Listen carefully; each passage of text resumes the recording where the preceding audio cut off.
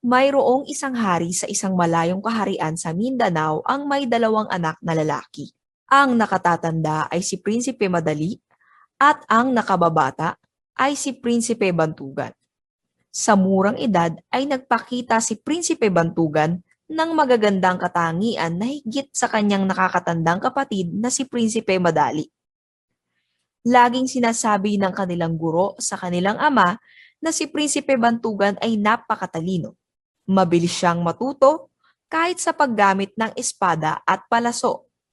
Taglay niya ang lakas na kaya makipaglaban sa 3 o 5 tao sa mano-manong labanan.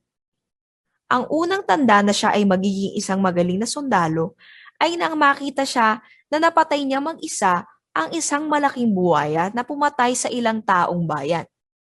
Hindi makapaniwala ang mga taong bayan sa kanilang nakita pagkatapos ng pagtutuos.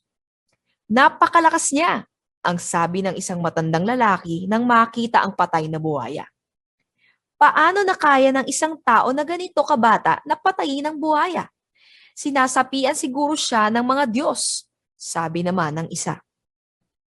Halika, pasalamatan natin ang prinsipe sa pagpatay niya sa halimaw, sabi ng pinuno ng bayan.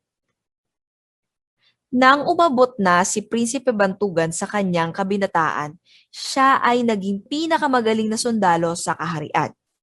Lagi niyang pinamumunuan ng mga sundalo sa labanan at lagi sila nagwawagi laban sa mga kalabang kaharian.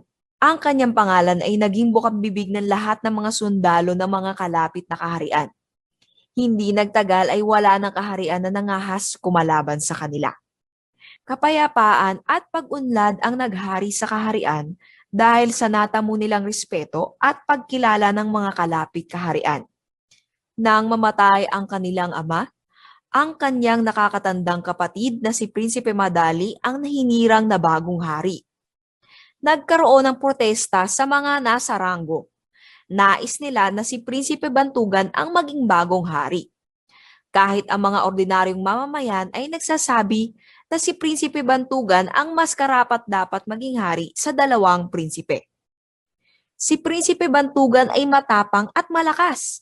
Kaya niya tayong protektahan laban sa mga kaaway, sabi ng isang matanda sa pamilihan. Sang-ayon ako sa iyo, sagot ng matandang lalaki. Hindi ito pinansin ni Prinsipe Bantugan. Alam niya na ang kanyang kapatid ang karapat-dapat na tagapagmana ng trono dahil si Prinsipe Madali ang panganay sa kanilang dalawa. Siya mismo ang nagpatunay sa kanyang kapatid.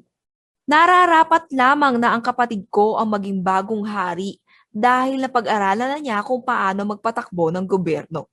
Sinabi niya sa kapwa niya sundalo at mga ministro sa kaharian. Alam niya kung paano ang pamamalakad sa ugnayang panlabas at marami siyang magandang ideya upang mapaganda ang buhay ng bawat mamamayan. Tumango na lamang ang mga ministro at mga kawal. Ngunit nagkaroon ng isang bitak sa pagitan ni Prinsipe Bantugan at Prinsipe Madali. Sapagkat si Prinsipe Bantugan ay hindi lamang matapang at malakas, siya rin ay napakakisig. Maraming magagandang babae sa kaharian ang nahuhumaling sa kanya.